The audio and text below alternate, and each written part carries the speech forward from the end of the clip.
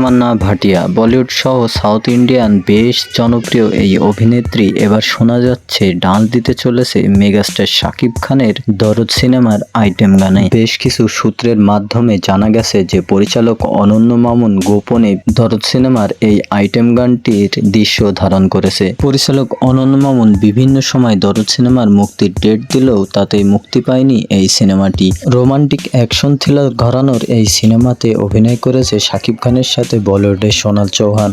আর এবার সবাইকে চমক দেখিয়ে এই সিনেমার আইটেম গানে নিয়ে আসতে চলেছে সাউথ ইন্ডিয়ান এবং বলিউডের জনপ্রিয় অভিনেত্রী তামান্না ভাটিয়াকে। শাকিব ভক্তদের ধৈর্যের অবসান ঘটিয়ে আসছে পুজোতেই মুক্তি দেওয়ার কথা রয়েছে দরদ সিনেমার এই আইটেম গানটি। আর এই গানটিতে মেগাস্টার শাকিব খানের সাথে কোমর দোলাতে দেখা যাবে সাউথ ইন্ডিয়ান এবং বলিউডের এই জনপ্রিয় অভিনেত্রীকে। মেগাস্টার শাকিব খানের দরদ সিনেমাতে তামান্না ভাটিয়ার আইটেম গান সম্পর্কে আপনার মতামত কি সেটি অবশ্যই আমাদের কমেন্ট বক্সে জানিয়ে যাবেন। আর চ্যানেলে নতুন হলে চ্যানেলটি সাবস্ক্রাইব করে যাবেন।